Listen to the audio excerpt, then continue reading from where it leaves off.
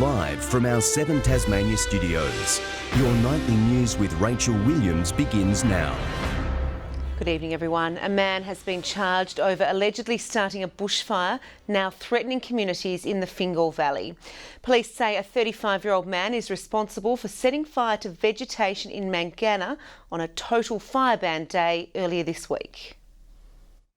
As fire crews struggle to take charge of nightmare conditions, police were charging a man for allegedly starting the nightmare. We will allege that this person lit the fire and that ultimately led us to the current condition that we're in at the moment. That person is a 35-year-old Mangana man. Police say he unlawfully set fire to vegetation near the town on the total fire ban day of December 30. He's expected to face an out-of-hours court session tonight in Launceston. Others may also follow. There may be other persons of interest that we'll be focusing on throughout the coming weeks. There are 2 fires to the north and south of Fingal. Crews spent today making sure the southern blaze did not escape into the Douglas Apsley National Park, a move which could see the flames race towards the east coast. Very, very concerning. We're starting to get into a campaign fire now that's rolling on a number of days. If we get into the Douglas Apsley, we're here for a while. Weather conditions forced backburns to be called off. Firefighters could do little but watch and wait. While some helicopters managed to get up into the sky this afternoon, most spent the majority of the day grounded right here because of thick smoke and strong winds. They've been unable to attack the inferno or gather valuable information. Once the air cleared, hitting the targets still proved difficult. Tomorrow will hopefully be a different story. We expect conditions to drop out tomorrow, and that's when we, as a fire service, start to get on top of this fire. Towns and cities not under threat still watch their skies darken from fires locally and the mainland. Authorities are warning pregnant women, infants, elderly and those with health conditions they could be at risk. The advice is to stay indoors. Sean McComish, 7 Tasmania News. In the wake of national and state fire tragedies, authorities are furious following a burglary at the Weymouth fire station last night. Tasmania Police says at around 10 o'clock, thieves entered the station, which is run entirely by volunteers, and stole a base station radio transceiver. The thieves also targeted the nearby Pipers River station, but couldn't get in. Authorities labelling the theft particularly callous, saying it beggars belief considering our volunteer brigades are in the midst of a dangerous fire season.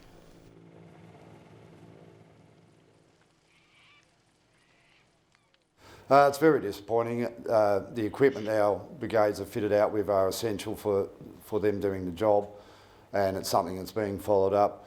It does impact on future operations, and I simply don't understand the mentality of why anyone would want to do that given the current circumstances. I'm very concerned that people would behave in this way and put further Tasmanians' lives at risk. Very concerning indeed. Anyone with information is asked to contact Crime Stoppers. To the day's other news now, and a woman has died after being hit by a bus in Burnie this afternoon.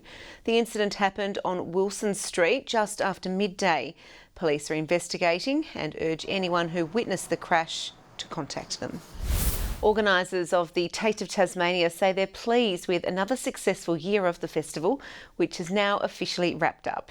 More than 220,000 people flocked to the waterfront to take part and enjoy the best food, drinks and entertainment our state has to offer. Packing down Tasmania's largest food festival isn't an easy task.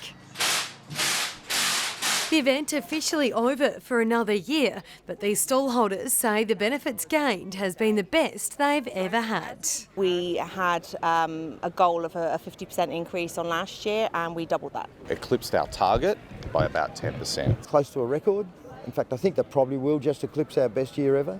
The Taste showcases local businesses. This year's focus on sustainability and all Tasmanian products proving to be a success. People really connected, and I think there's a real sense of pride out there. It's a chance for us to show our wines to people, and it's also an opportunity for them to ask questions of us. There were a lot of people from out of town coming to our event, so it really does give us the chance to promote our business in places other than Tasmania.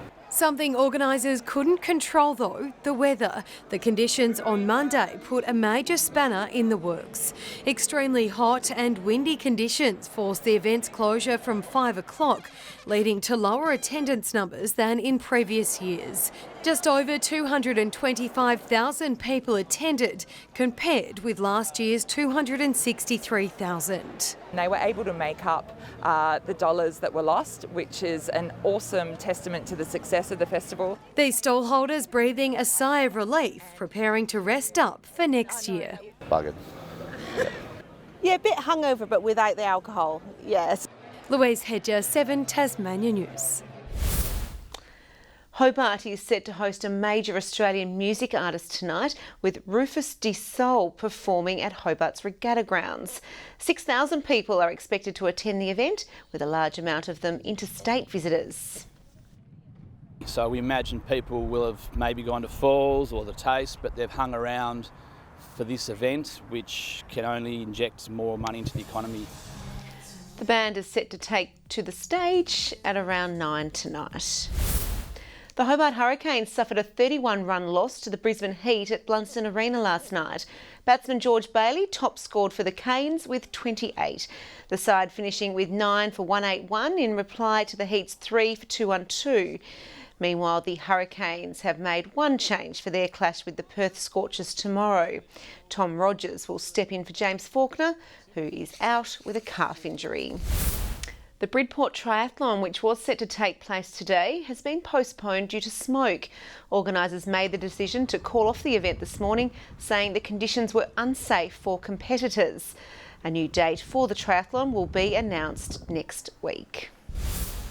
Meanwhile, Rowing Australia has decided to temporarily relocate its national training centres to Tasmania due to the smoke haze blanketing Canberra. The women's side will train on Launceston's Tamar River, while the men's team will use Lake Barrington. Athletes are preparing for Tokyo 2020. Good evening. It was a smoky day around the state today, with Hobart reaching a high of 28, 23 across Launceston and Devonport and Burnie 21. Ooze 27, 31 was the state's top in St Helens and 18 in Strawn. On the close-up, patchy low-level cloud over the west and mid to high-level cloud moving over the state from the northwest. Smoke is also seen over the northeast of the state. Further out, a large mid to high-level cloud band extends from northern WA to the low south of Tasmania, while smoke is seen over the southeast of Australia.